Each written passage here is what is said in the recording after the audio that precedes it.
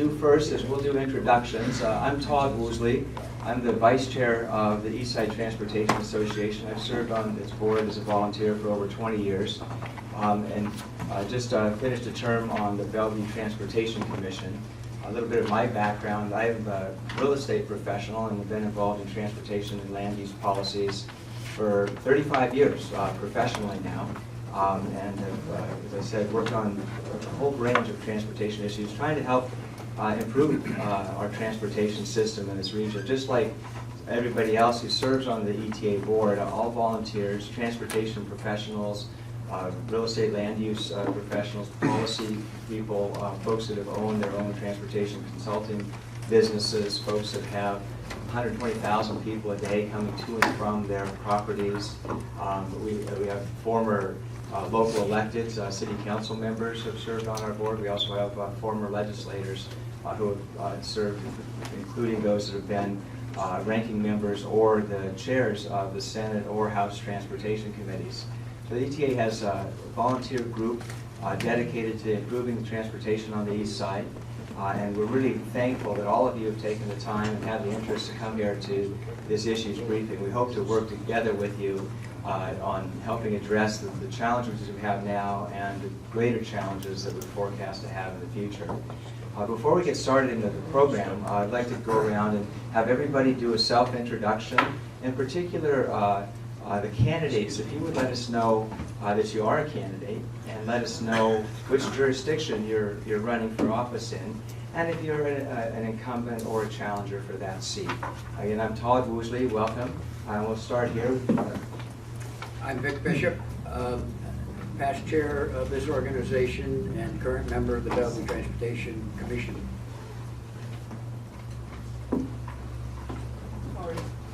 Hi,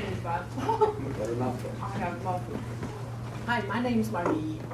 I'm running for Bellevue City Council position 7. Thank you. I'm Jordan. I'm Margie's candidate. I'm Steve Marshall. I'm the Transportation Technology Partnership Manager for the City of Bellevue. Steve Kastner, East Bellevue Community Council member, currently not running. I'm Valerie O'Halloran, Renton City Council, position number 3, open position.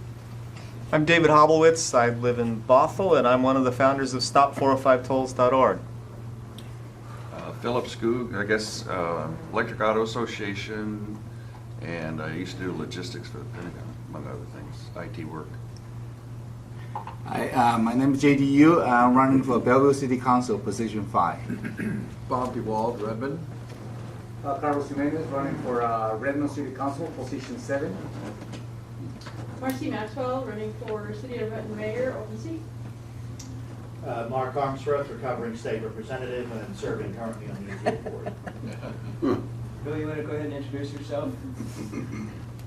Bill Pop. Introduction. Why don't you go ahead and say hello? Bill Pop. Associates.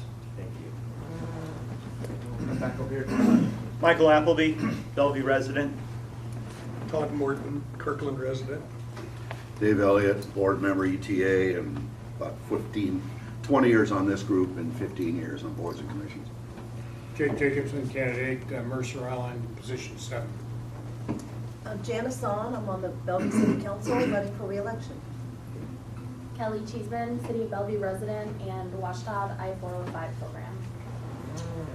Will Knedley, Kirkland. Bruce Agnew, Ozarks Village, and the ACES Northwest Network. Conrad E., Bellevue City Council member. Stephanie Walter, current vice chair of the East Bellevue Community Council, running for City Council position 3. It's open seat. I'm Kevin Wallace. I'm assistant to Conrad Lee. There you go. You see the button I have carried. Just a little more background. Conrad is a longtime member of the Bellevue City Council and long serves as the liaison between the council and the city's Transportation Commission. And for those candidates, there are lots of acronyms put out there. ACES, you heard Bruce Agnew talk about. That's automated, connected, electric, and shared vehicles. So these are kind of the vehicles of the future. Each of those components will play a role in our transportation future, and it's a pretty exciting arena. Steve Marshall is helping Bellevue plan for these type of future vehicles as well. So we have some really good talent here in the room. Those of you that I know, and I'm sure those of you I don't know, have some great talents to offer. I appreciate you all putting your hat in the ring. I know it's tough to do it. There's a lot of sacrifice that's needed, not only to run, but to serve. Those of you that have served or are serving, I appreciate that particularly.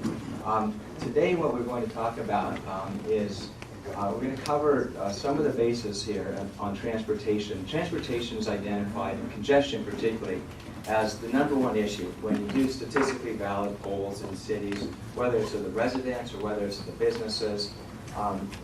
Let's see if we can get this to work here. Transportation is a challenge. I'm sure that as you're out campaigning, you're knocking on doors, you're talking to people about what their concerns are. There are a whole laundry list of things that come up, but one thing that cuts across the board for everybody is it's getting harder and harder to move around. We'd like to give you a basis of factual information. We're going to cut through a lot of the rhetoric. We're going to cut through a lot of the propaganda and the wishful thinking today.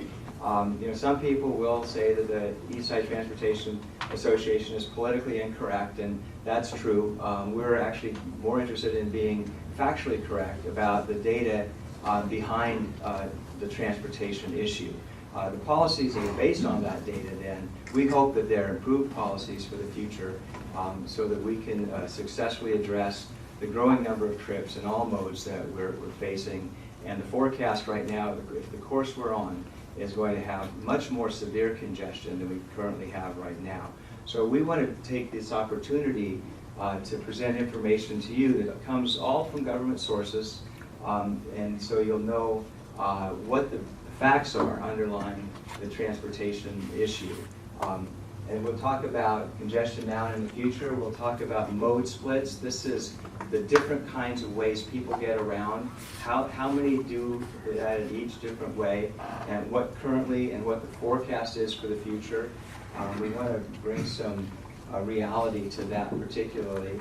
I'm going to speak particularly on transit because transit plays an important role, particularly at the PMP. And we think we can do a lot better on the east side for transit. And then Vic will talk about the 405 master plan. 405 is the lifeline for the east side. Hands down, the most important transportation infrastructure we have, and there's a lot of opportunity to improve on its effectiveness. And then we're going to finish with Representative Harmsworth will talk about transportation funding. We're not shy. We need more money invested in our transportation system. We're also not shy in saying that the money we have and will get needs to be invested more effectively if we're going to address mobility needs and actual trip demand in the future. So we'll talk a little bit about that. And then if you could all please write down your questions. We're going to reserve questions for candidates today because this is hopefully an opportunity for us to develop a stronger relationship with you, become a resource, hopefully a go-to for you when you have questions about transportation. And just a couple of housekeeping issues. First, coffee's in the back, and on a related issue, the bathrooms will be across the hall. And then we're also, for your information, we'll be filming the presentation. David's kind enough to do that. But we will not be filming the question and answer period. We want it to be an open forum where you're not concerned. There are no dumb questions. They're all good questions. We want you to leave the room more informed about transportation than when you came in. And we want you to feel comfortable asking any questions you might have when the time comes. With that, I'd like to introduce our first speaker. My old friend Kevin Wallace served on the Bellevue City Council for 2 terms. Before that, he was very active in transportation issues. He was certainly on the council, and now that he's left the council, in addition to his role as the president of his real estate development company, he's still involved in transportation policy. So Kevin, thank you for coming, and we look forward to hearing you talk about the lay of the land. Thank you.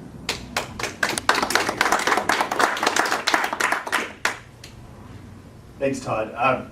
So thanks for having me here to talk. I'm just going to give a little bit of an overview of the kind of the need we have for transportation, how it sort of breaks down by mode of transportation, and politically kind of how successes could be achieved with each of the modes, I guess, or with an overall transportation plan, it's challenging because I also want to say that this is going to be kind of Bellevue focused because I've been spending a lot of time on Bellevue with respect to the transportation issue, and the issue or opportunity that we have right now with Bellevue is we're seeing an amazing amount of job growth, far more than was anticipated when the transportation planners did their transportation planning. Amazon's announcement of millions of square feet of office space that they are going to occupy at rates and population of the buildings at much higher occupancies than previously, traditionally was done, is going to create more traffic burdens on our system than what we initially planned for. And that's just a fact. And it's coming much more aggressively than was expected. So I had a meeting with some of Amazon's people last week at the Bellevue Chamber, and the number 10,000 was uttered in relation to the jobs that they're looking at creating in the near term. And they're not being public about that number, and it's not, maybe it won't happen, but that's the scale of what we're talking about. Now, in relation to the rest of Bellevue, the largest employer currently in Bellevue, does anybody know who the largest employer is? Yeah. Largest employer with employees in Bellevue. The city of Bellevue. No. T-Mobile. You are correct. T-Mobile. So T-Mobile has 6,000 roughly, 6,000 to 7,000 employees. Amazon 3 years ago was not in Bellevue. By 3 years from now, Amazon is likely to become the largest employer in the city and add about 40% more employees than, maybe a third more employees than T-Mobile. So this is a huge amount of impact that's coming to the city of Bellevue, which is why I'm spending a lot of time thinking about how do we get out in front of this problem. Currently, for 2019, the successes of the Bellevue Transportation Department have been around maintaining a bike lane on 108th, starting a new bike lane on Main Street, and resurfacing a lot of roads. Okay, so then that's not on Janice and Conrad. That's just, right now it is an indication to me is they're changing transportation directors, they're looking around for leadership, and right now there's not a huge concerted effort from the transportation department to get out in front of this issue. Okay, Seattle didn't get out in front of the issue in South Lake Union, and they got run over. Okay, so the opportunity we have right now is, as we're looking out prospectively, Amazon's willing to come in and work on the issue. As is Microsoft and T-Mobile. Everybody understands it's coming. What we need to do is have all of us at the table trying to figure out what's a plan to bring every mode that we can to bear on solving this problem, or opportunity, if you will, right? Because it's great jobs happening in our region. Every level of government should be interested in seeing it come and be successful, but we need to get together and work on the transportation plan to make that happen. So, okay, so how does it break down? Why is it so hard to do transportation stuff? Well, there's a dispersion of people that are organizations that are responsible for funding it, right? So the major food groups in transportation are highways, roads, bus, light rail, and now we have, bikes, can't forget our bikes, and now we have all these new technologies, right? And so I kind of look at new technologies as tools to enable us to take better advantage of the first four categories, or three categories, right? It's the public transportation options of roads, highways, and transit that can be better utilized by applying these new technologies. But we have to get out and plan for that.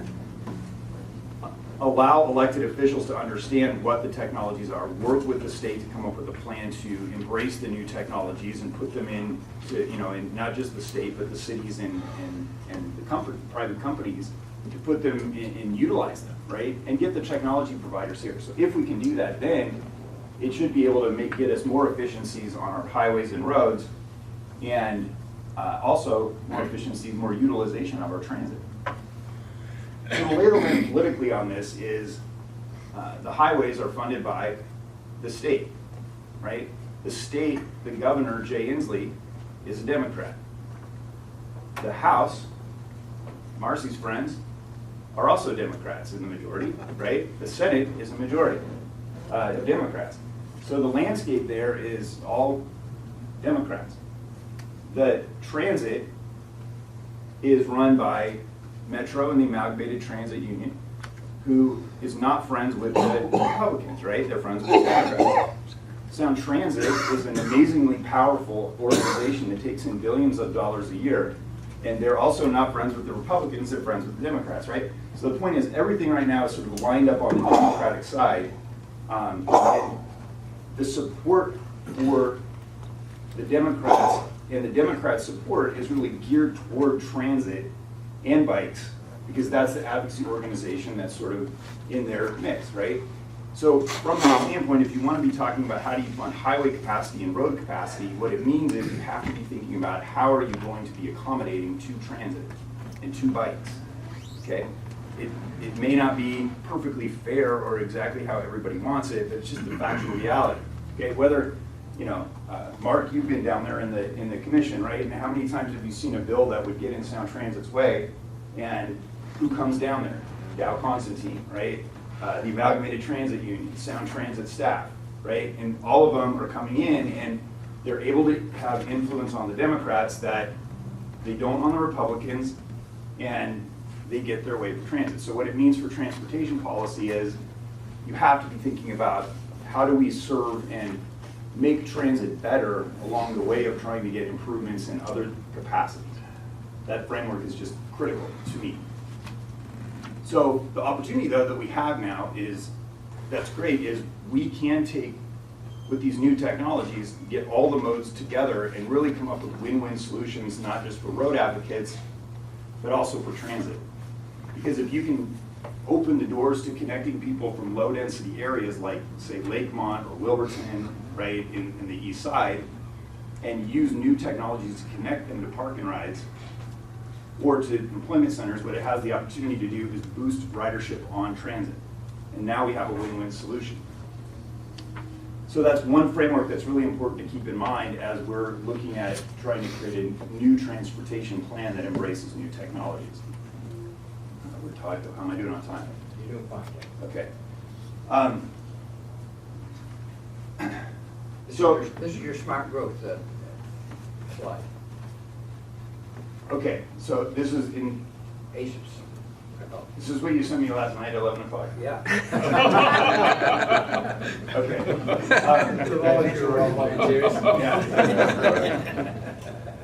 Okay, so in that framework, and there's, I think, a great opportunity. Okay, so the other issue then that we knew, so like a missing piece in this whole thing is trying to get to, for the east side, get to a point where we're able to unite and advocate on a plan.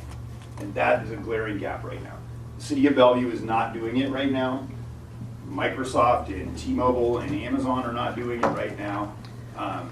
And so we're basically all sitting around waiting for someone to tell us what to do, which is a great opportunity, incidentally, for the East Side Transportation Association, right? Elsewhere of the 405 corridor, like where Mark lives in Mill Creek, they are incredibly good at getting together and communicating to the legislature exactly what they need from the legislature to reduce traffic congestion and improve their transportation posture. They also have Steve Hobbs and others that are on the transportation committees that live up there, but they do a very effective job of advocating for what they need from the state. Down in Renton and South 405 corridor also do a very effective job of getting together with these organizations and asking for exactly what they need.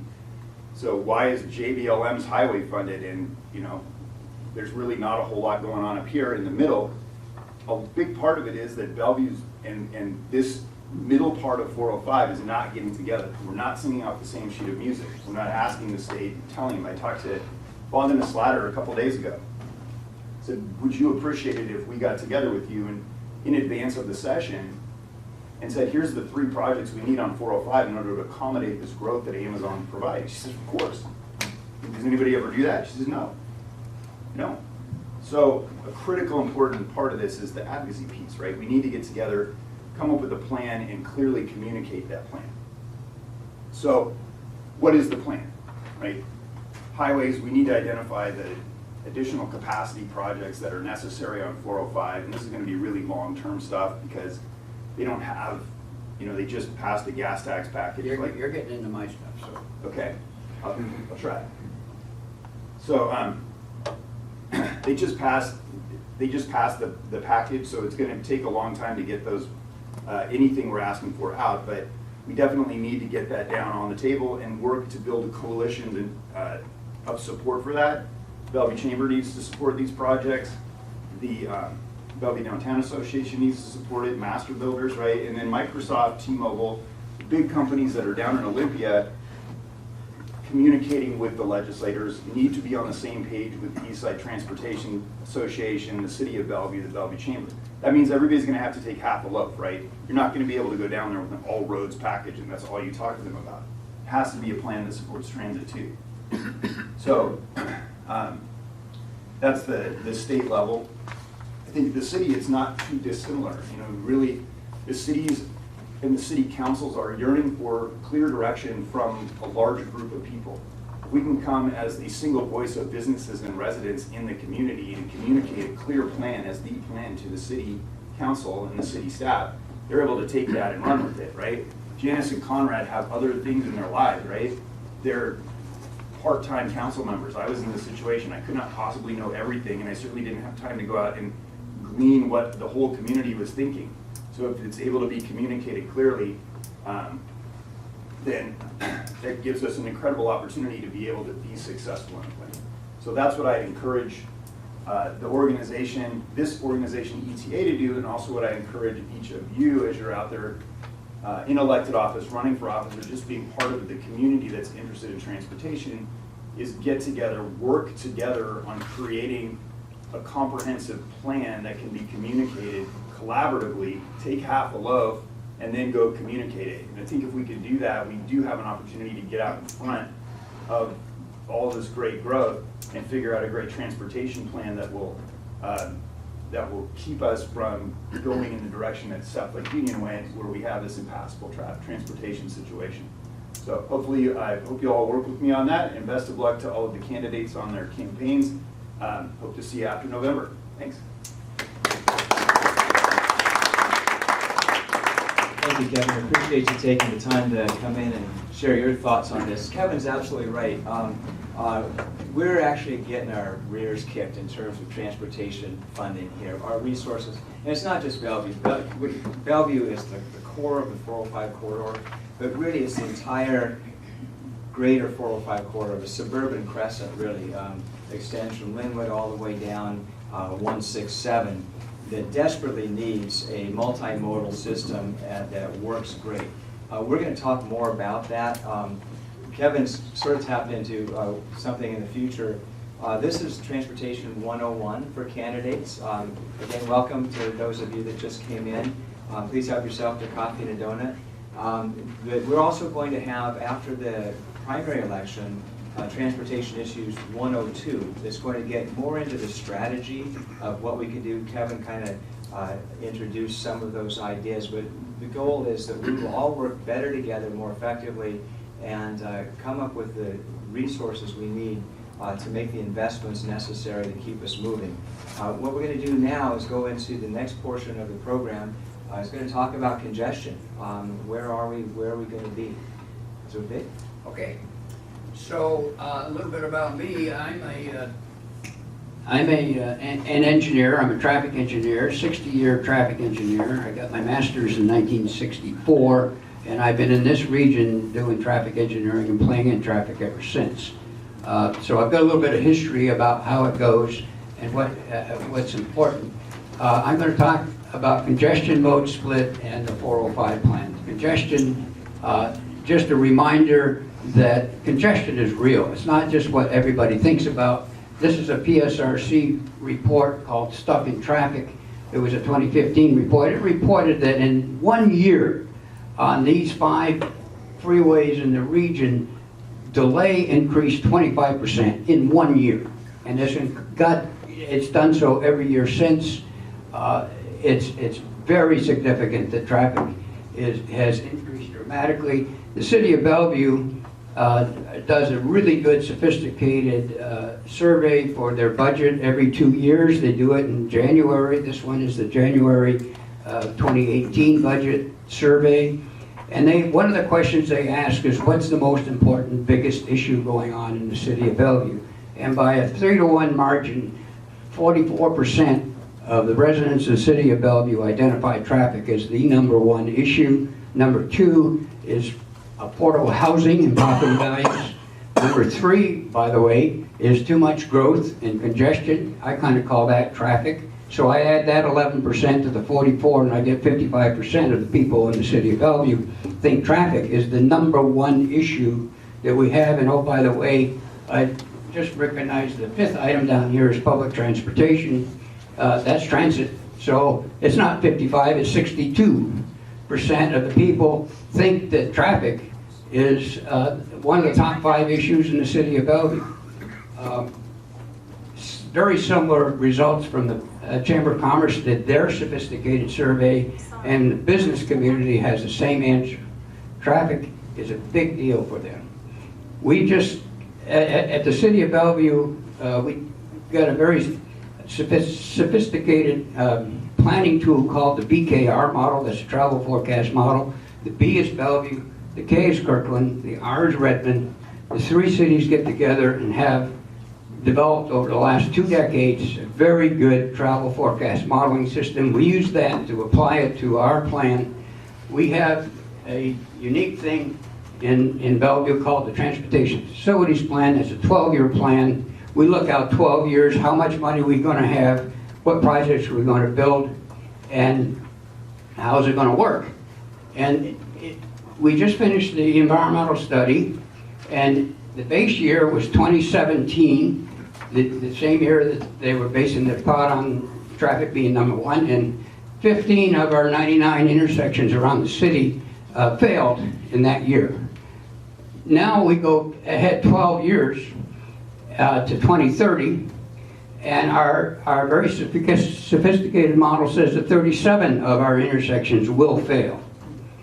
And oh, by the way, we have a concurrency standard, state law, and our system sets up that if any one of these 14 neighborhoods fails, we got to do something. The something is either fix the congestion, put a moratorium on development, or change the standard. We got to do something. And this says we're going to have to do something in the 7 to 12 year period. It doesn't show up until after the 6 years, which is what the state law requires. But in any event, we got a problem here in Bellevue, and this doesn't even account for some of the growth that Kevin was talking about. Moving right along in the mode split. When we say mode split, that's a term of art. That's how many people travel in cars, buses, walk, or bike. That's the concept here. Insanity is doing the same thing over and over again and expecting different results. Who is it, Will, that said that? Is that Einstein or what? Insanity is doing the same thing over and over again, expecting the same something different. The reality is that congestion is real. The drumbeat is transit's going to solve the problem. The pipe dream is that smart cities is going to make sidewalks and bikes and walkability, and that all these things are solutions for congestion relief. I say they're great for quality of life. We absolutely want them. There's no question about that.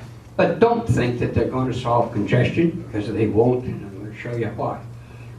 As a result of the pipe dream, we've been diverting a lot of road dollars to other things. And by the way, we just approved $54 billion for Sound Transit 3, which translates into a 25-year, $96 billion program. And as a result, we are, as a region, we're underfunding congestion stuff. And we're doing that deliberately. That's a choice that we're making. Puget Sound Regional Council is the metropolitan planning organization required by the feds to do planning for the region. And they do, and they've been doing it since 1960 when I was in graduate school. And they do a periodic update. This happens to be the 2014 update. They've really done a 2018 one, but the numbers haven't changed a whole lot. In 2040, we've got a 2040 long-range plan, there's going to be 19 million person. All the buses and the ferries will carry 3.8%. You add those two together, and commuter rail will add 0.1. Add those together, and 4.5% of our regional person trips in 2040 are going to be in transit.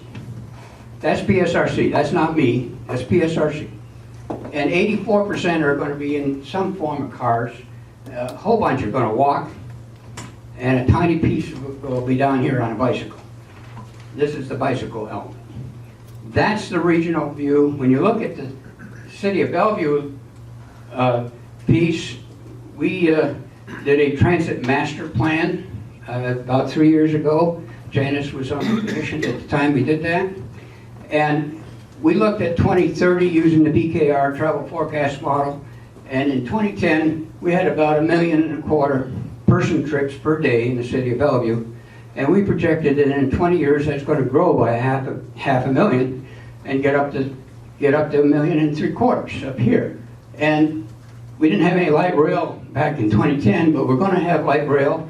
And Sound Transit makes their projection, PSRC makes its projection, and you see the wonderful results that we get out of light rail in terms of our picture of the. And this is very, very aggressive assumptions for light rail and transit. This assumes that Bellevue Square is going to start charging for retail parking before 2040. And there's no better correlation between transit ridership and the cost of parking. So Kate, Bellevue Square is going to charge for parking, and that's going to be the result in terms of transit. And that dramatically increases transit ridership, I tell you. The point here is the vast bulk of the new trips are going to be in cars. And if we don't understand that they're going to be in cars, and we're going to presume that we're going to change it, then we're going to miss the boat.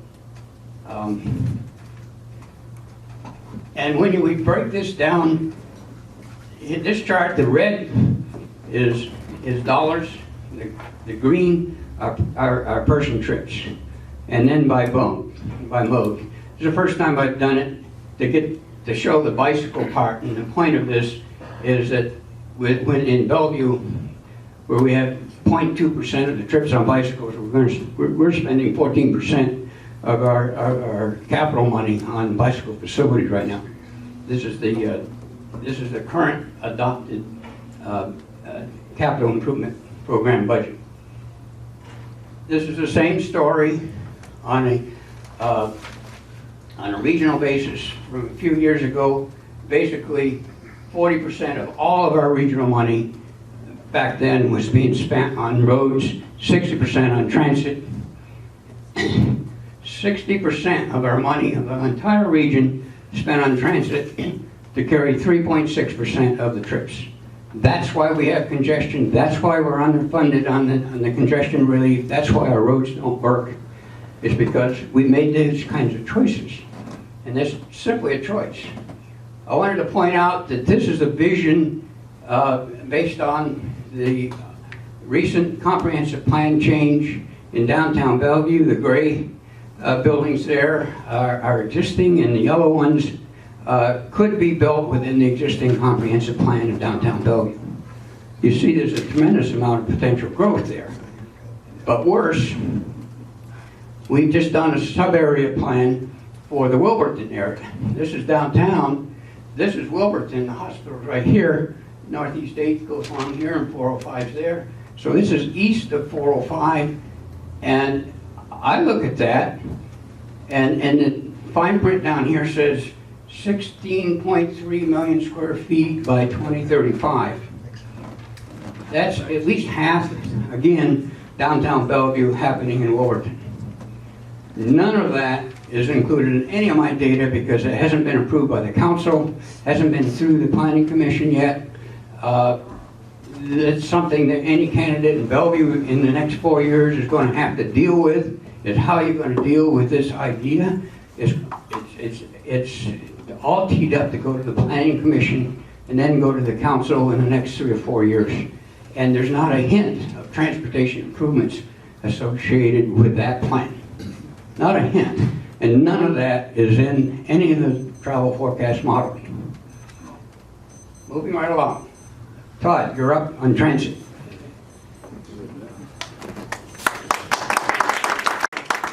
I just wanted to, thank you. I just wanted to acknowledge that we have folks here from many jurisdictions, and apologize that we use Bellevue-specific examples for you.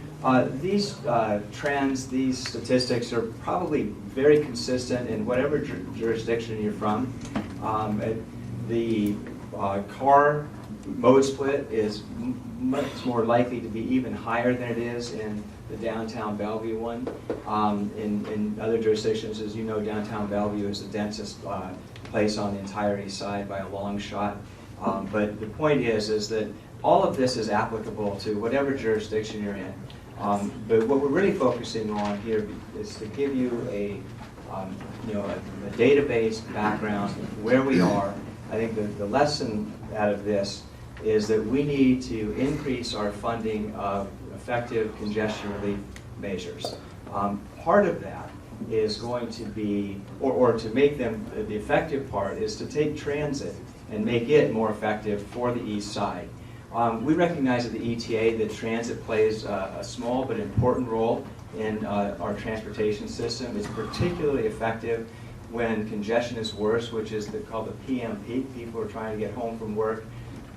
Folks are trying to pick up their kids from school, go get groceries, go out for retail shopping, go out for entertainment, go out for food.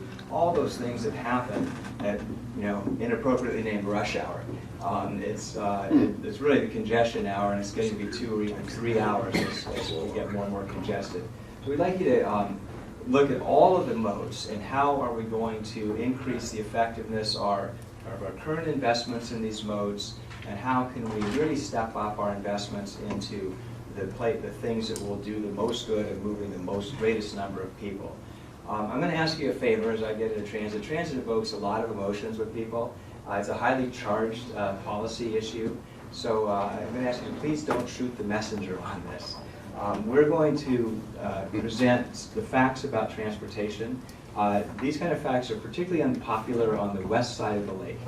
But it's, I think, something that, as Kevin mentioned, we truly need to get together, the public sector and the private sector on the east side, up and down the entire suburban crescent, and work to get the resources that we need. And in transit, I'm going to put out a pretty radical notion that we actually get the transit that we're already paying for. Right now, in transit, we're not getting that. As a matter of fact, we're getting far less than we're paying for. So if we need more transit service to address the increased densification, the increased number of trips overall, and particularly all these new jobs that are coming up and down the east side. Now, Kevin talked about in Bellevue, perhaps as many as 10,000 new Amazon jobs alone, which is a staggering number of new jobs. Most of the people that will be there, we're actually going to be commuting up and down the 405 corridor more than any other road. They'll be coming on I-90 to 520. But these folks will be buying homes or condominiums or renting apartments all up and down the suburban crescent. And they'll need to get here and get back in a reasonable amount of time. And that's going to require all modes to work on our infrastructure. We'll talk a little bit more about expanding 405 in the next segment. But right now, if we could get more of the transit we're already paying for, it would go a long way to getting the service that we need in transit. And here's what I'm talking about. In King County Metro, the local bus service there, the east side contributes about 35%, over a third of King County Metro's revenues. But after decades of work, dedicated work by our local electeds here to try and change the amount of service we get for that 35% investment, we still get less than 17% of the service hours. In other words, we pay twice as much as we get in service from King County Metro on the east side. About a dozen years ago, a former Redmond council member, she suggested that maybe we need a divorce from Metro and form our own local transit agency. If you think about that, for the same taxes we're paying, we could get twice the transit service hours, or we could cut our taxes in half and get the same service. I was sort of stunned when she mentioned that, but thinking about it more and more and looking at the fact that we haven't moved the needle in spite of decades of effort on how many service hours we get, it's an intriguing prospect. We're subsidizing Seattle to an enormous degree.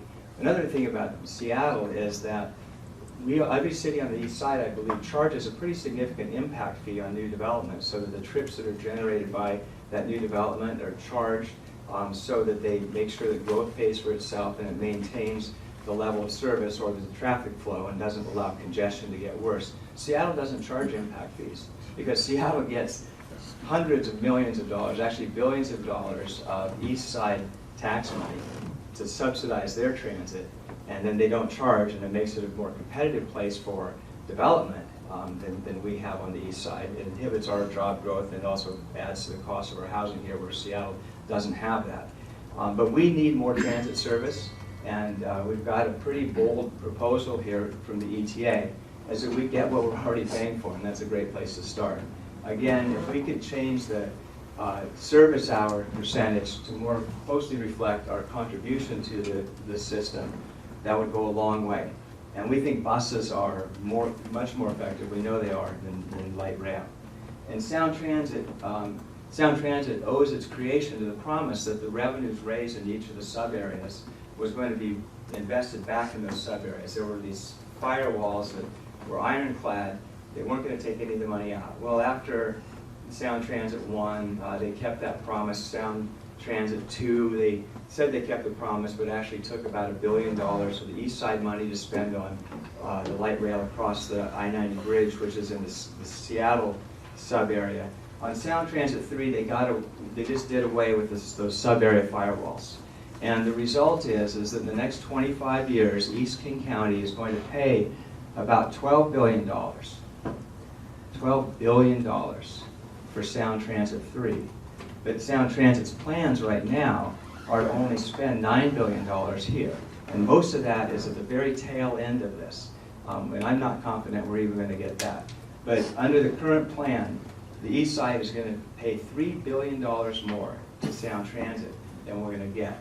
Effectively, that's like saying, okay, East King County, we're going to impose a property tax, we're going to increase your motor vehicle excise tax, we're going to increase your sales tax, and it's going to be for $3 billion more, and we're going to take that $3 billion and build light rail from Ballard to West Seattle.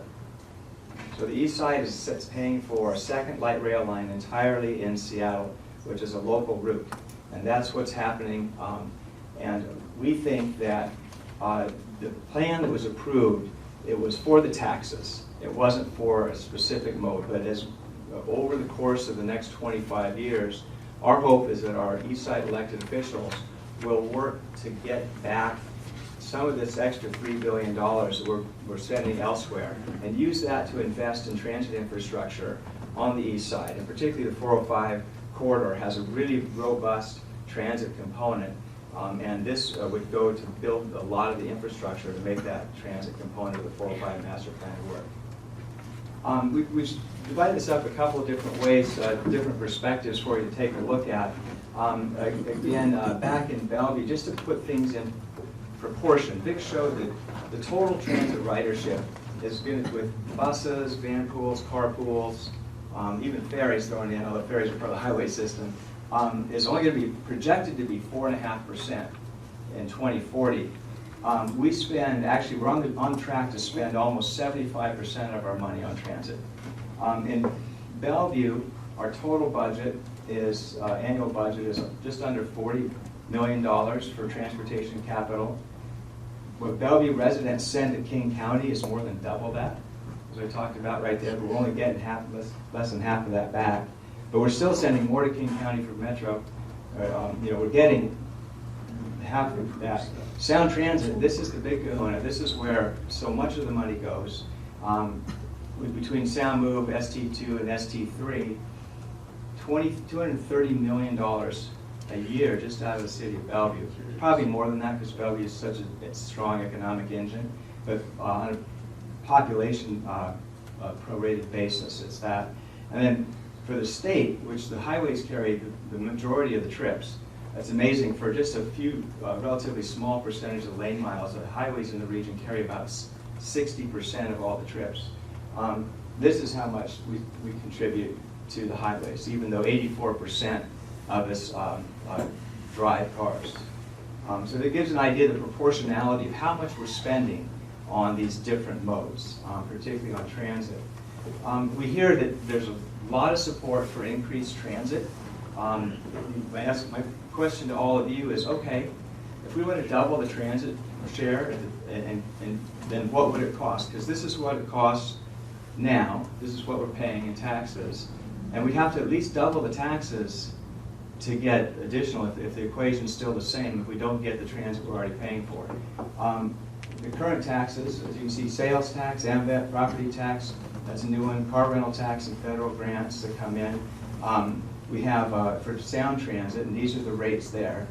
In the King County Metro, we have a sales tax of 0.9%, and federal, these are actually taxes and fees rather than grants. That's a revenue, but we pay quite a bit in various taxes and fees that the federal government then sends back to transit.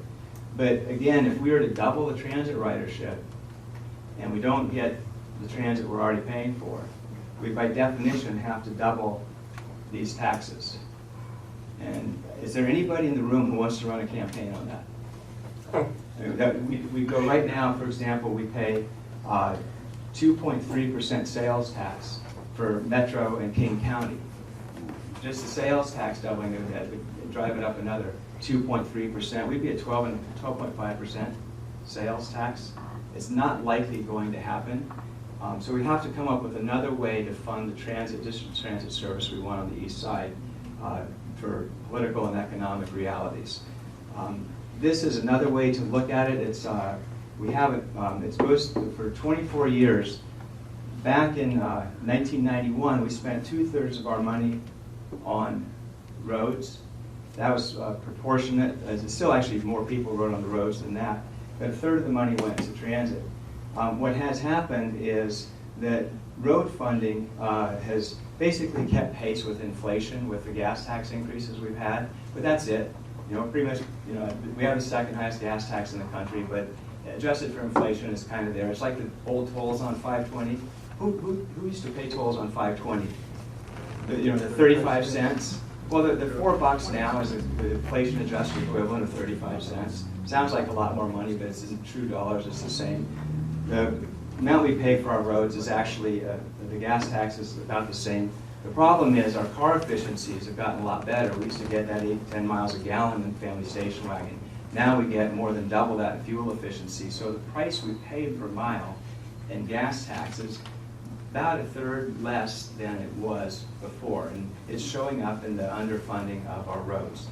On Metro, the legislature has been kind to the transit lobby, as Kevin mentioned earlier. It's the political reality, and they've got additional funding mechanisms, as well as the authorization for an entire new regional transit organization. That's the Sound Transit does. And if we look at the Metro funding, it's gone up and up and up.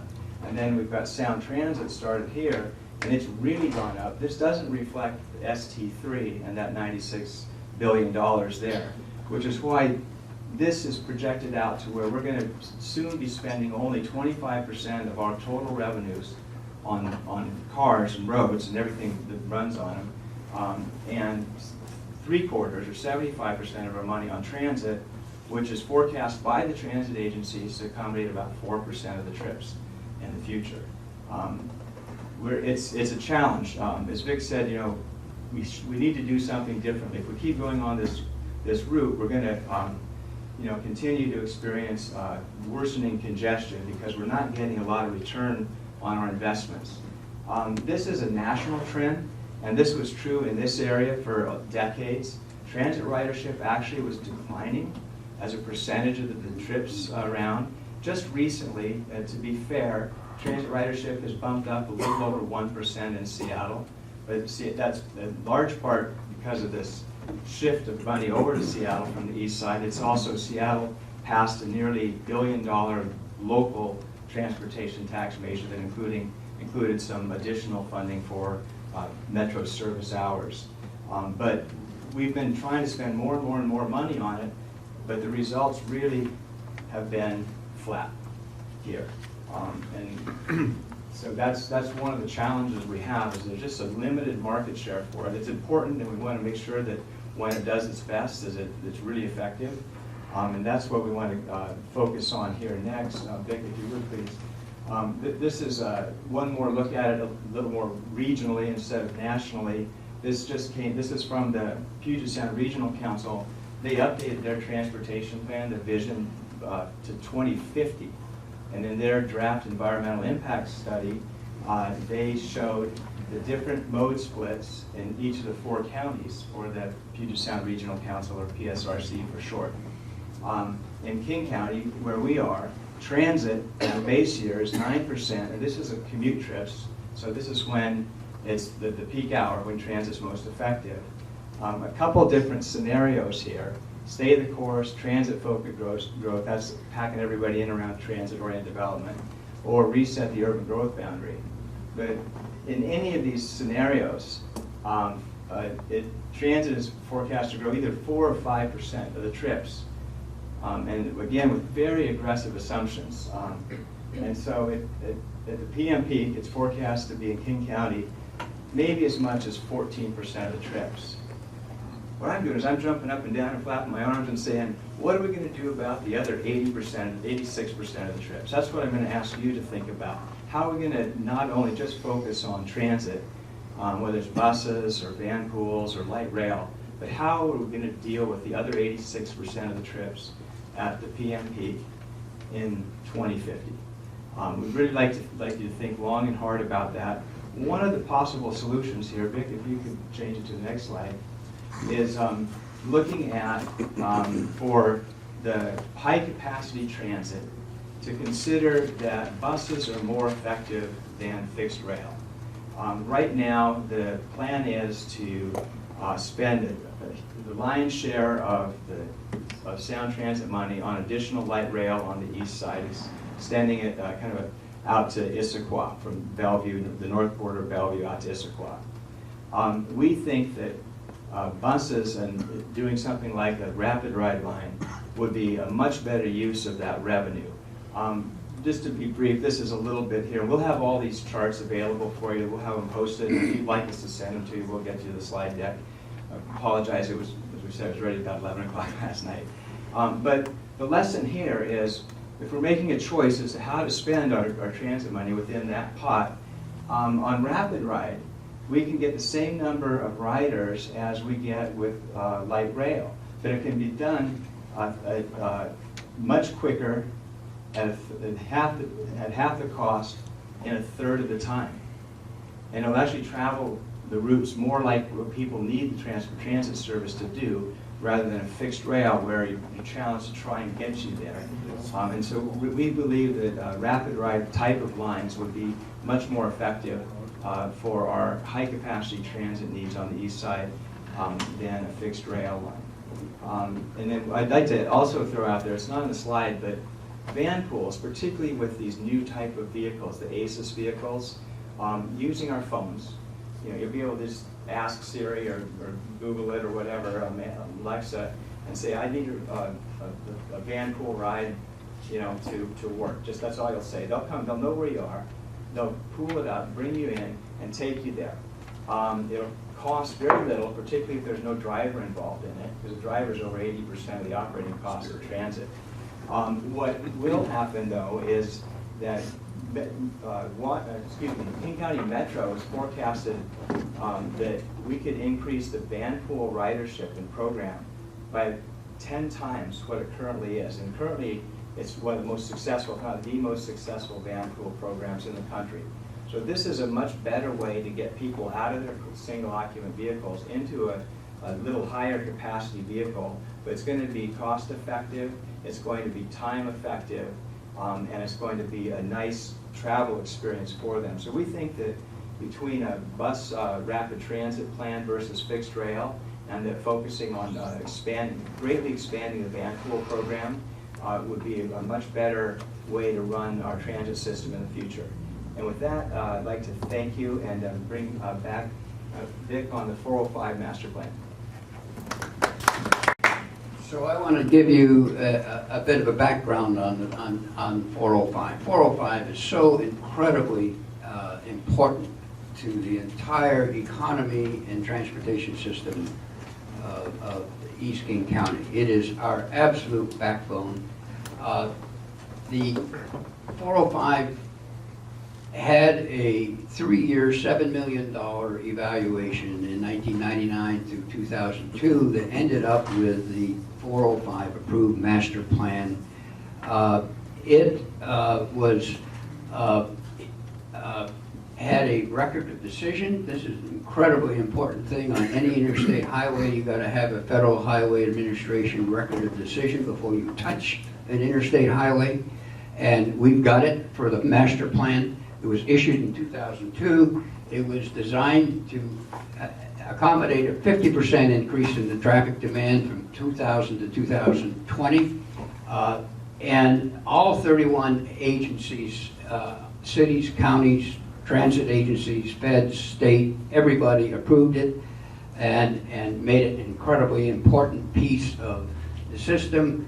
It was designed to solve the problem, and it had all kinds of wonderful general purpose things, direct connector ramps, auxiliary lanes, bus rapid transit, buffers, everything included in the master plan.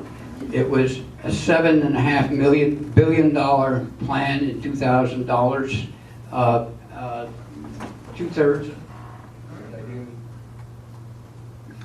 $4.5 billion of that was for freeway lanes, and the rest of it was for other good stuff, including a whole bunch of money for city arterials supporting the interchanges, HOVs, transit. This is the BRT, and a bunch for the ERC for the peds and bikes along the corridor. Very comprehensive plan, very well accepted, and never funded.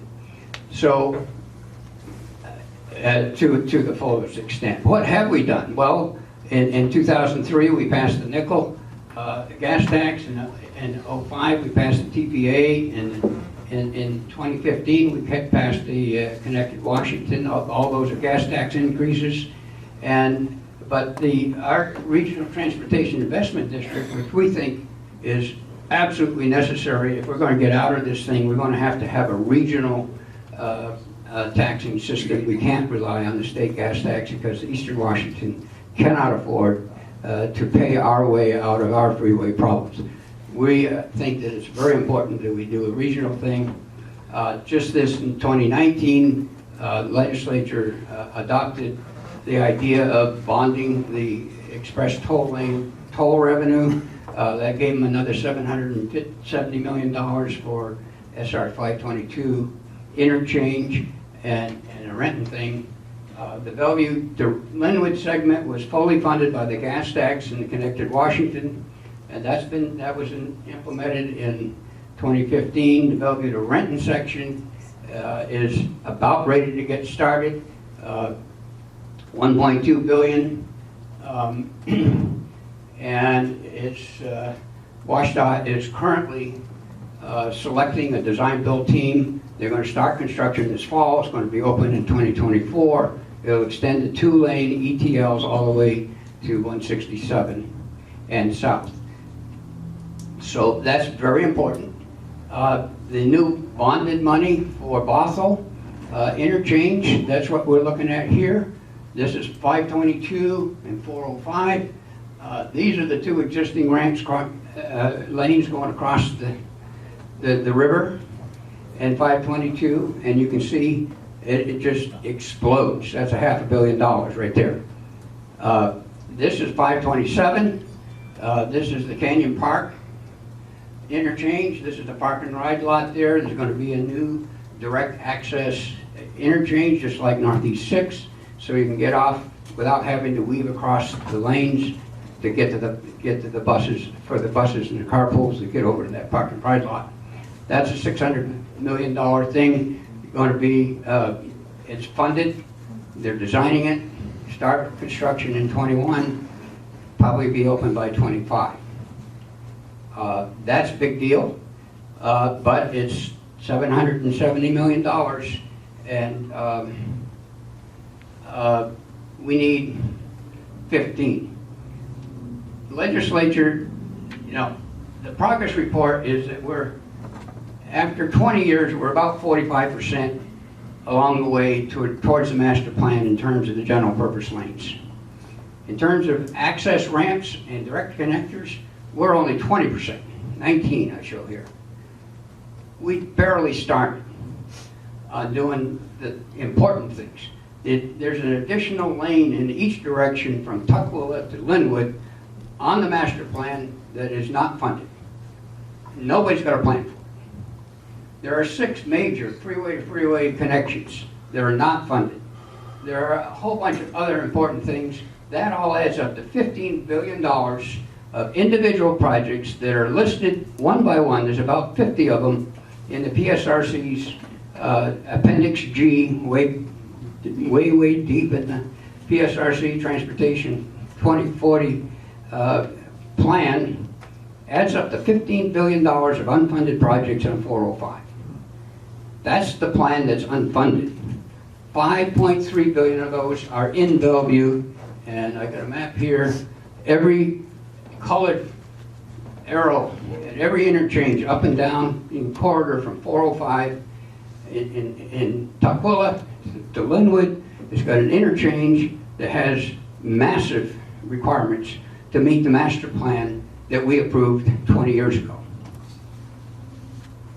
I had to change the 15 billion to 14.2 because of the bonding thing and the 700 million we're spending up there. We only got 14.2 billion left to find funding for. Here's the map of the ones, of the 11 of those that add up to 5.3 billion in Bellevue. And that's the Northeast 6, this is the 10th off-ramp, this is the 520 at 124th interchange, massively important. And this is the I-90 interchange, and these are the additional lanes that feed into Bellevue on 405. $5 billion worth of stuff that's critically important for the operation in Bellevue. Our downtown transportation plan for 2030, which we put great extent to, includes the idea that that ramp to Northeast 10th is in existence in 2030 to make downtown work. It's totally unfunded. This is a map kind of showing where they are. This is 8th and 520. This is the interchange that has to be done at 520 in order to make this ramp work at 10th. That's that red line comes down to the off ramp to 10th from 520. That's $1.3 billion. That makes dramatic changes to how traffic flows in downtown Bellevue because of this intersection right here. Everybody gets off at 8th from everywhere to the north, flows into Bellevue. If you make it to 10th, you take the whole Redmond group people and bring them in here in 10th. That frees up 8th very, very well. Does wonderful things for traffic flow in downtown. And the other more important, very important thing is the half diamond here. This is 124th, the whole Bell-Red area. Everybody from Redmond to get to this area either has to get off at 148th or go through this interchange, get off down here at 8th and come back in. This is really critical. It's only $140 million or so. This is the I-90 405 interchange, and there's $1 billion of direct ramp needs right there at that spot. And this is what's going on. This is the Renton 167 interchange. We just spent $200 million for the HOV direct connection from 405 to 167. There's another $1 billion worth of ramps that are in the master plan for the 167 interchange. We're just getting started. So, key takeaways is that we're way behind in the funding for the master plan of 405. There is no real funding plan to do any of this. The vital projects that we are depending upon in the city of Bellevue and every other city up and down the corridor depend on 405 being functional. And we really, really desperately need one of you guys to step up and become the leader that says that 405 and funding of it at the state level and at the regional level is a critical, critical need, or we're going to be just like Seattle. And now, we're going to have Mark tell us how we're going to fund it. So I have about 30 seconds. You'll be pleased. Mark Harmsworth, as mentioned earlier, former state representative, but more importantly for a lot of you guys, I was on the local city council for 7 years. So I have 3 slides to present. I'm going to go through the first 2 really, really quickly. There's a bunch of money from the feds, there's a bunch of money from the state, and there's a bunch of money going on there. So you can get this in your slide deck later. The state typically will use gas tax, tolling, weight fees, and motor vehicle excise tax as its mechanism for raising money, but the next slide is one I really want to talk about here, which is what you have at the local city level. Now, on the city council, you'll get a whole bunch of money from the state for different projects in your region. I don't think that's going to stay the same forever. So the state has been creating regional funding mechanisms. By the way, I would like to say this right up front. If you remember Vic's slide from earlier that showed we're spending 60%, over 60% of our money on transit and not enough on roads, there's probably enough money if we did some reallocation. And if anybody ever challenges you, and you may recognize from my accent, I'm English, the British rail system, which is always touted as the ultimate way to get to work, is a for-profit service, for profit, which means those rail carriers, they lease those lines from the state. The ticket recovery on that has to make money, otherwise they wouldn't run the trains. Now, we subsidize our trains and our buses significantly. $35 is the number I've heard for Sound Transit. If you're up in the North End, which is where I'm from, that's why I'm wearing jeans, it's about $25 for community transit per rider. So think about how we're funding, and that's why it's breaking down at this point. So back to this here. So the things that you're going to be facing at your local level, what I faced mostly was intersection timing, resurfacing, ADA ramps. Has anyone had to go through an ADA ramp redesign here yet? Yeah, do you know how expensive they are? Just wait till you see that show up on the budget. And we need ADA ramps, but they're unbelievably expensive. If you go through a road paving exercise and you need to resurface, you have to put in these very expensive ADA ramps, sometimes just bring them up to code when they were perfectly acceptable. So you'll sort of go through that. But you have several mechanisms here to go through this. The Transportation Benefit District is the mechanism the legislature has put in place to enable a local municipality to raise money from its local area to pay for local infrastructure improvements. And this tool is going to be something you're going to have to start thinking about as the state starts pulling back. You've seen some of the problems it's facing. They talked about running a package this year and they couldn't get out because there's just not enough will to do it after the Connecting Washington package a couple of years ago. So the municipalities, unfortunately, are going to be somewhat on their own in the future to pay for a lot of these local issues. In my own city of Mill Creek, we're facing about, our annual budget's, I think it's 11 million or 22 for biennium, and we've got about $7 million worth of road repairs to do, which there's no way that we can pay for it. We're a small city, 20,000 people. So, eventually we're going to have to look at one of these things to potentially support that. Mill Creek has the tied for first place, highest sales tax in the state. We're over 10%. The other city is Linwood, has a sales tax that high because of the Boulderwood Mall. So there's some things there that you're going to have to look at the municipality. The TBD is a voted mechanism in order to do that. And I've got some notes here because there's a whole bunch of things on here. Again, don't shoot the messenger. I'm not necessarily advocating for this. But you could put a $40 car tab on your tabs in your city to pay for this kind of stuff. These are the options that are available under TBDs. And what you're going to see from the legislature over the next few years is more and more local funding mechanisms to support your local infrastructure in your cities because the state just can't afford it. Right now, in our transportation package, and this is why the state's been in such trouble, is it will fund pork in those packages. The state's supposed to focus on our state highways and regional infrastructure and roads of significance in our region. Instead, what happens is the legislature goes into the transportation committee and says, I need this bridge in my neighborhood. I'm guilty of doing it myself. I did it on 35th Avenue. That's a $5 million project. So I'm put my hand up as one of those legislators that did this. But what it does, it makes the transportation package significantly larger, and so there is less money then for our regional roads. So, it's something that you need to consider as you sort of think about how you're going to manage your municipal transportation network. Be an advocate with your state legislators. One of the things that I really wanted to see was a regional approach to transportation within our areas. A very specific example of this is, if you're familiar with 132nd that runs from Boeing, Payne Field, across the south end of Snohomish County out to Cathcart on Highway 9, none of that is coordinated.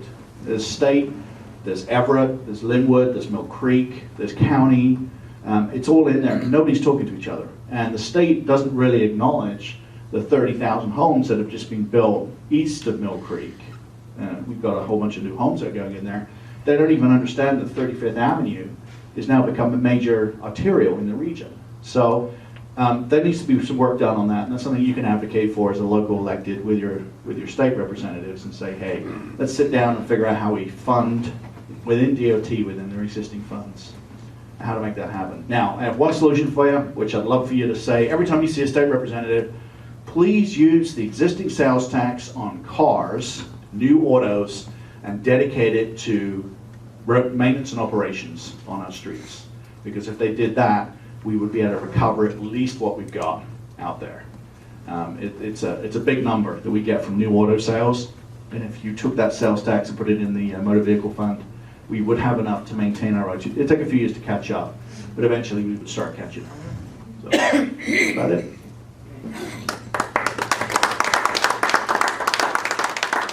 Thank you, Mark. Thank you, Vic. Thank you for listening to me. How do you feel? It's like drinking from a fire hose? There's a lot of information here. Transportation is a big, complicated issue. That's what makes it so fascinating for those of us who are kind of wonks on it, but also makes it such a challenge to successfully address it with policies as elected officials. What we'd like to do now, though, is again extend our invitation to the ETA to be a resource for all of you. First, we're going to have an opportunity for questions and answers. So, David, I'd ask you if you please start the filming now. So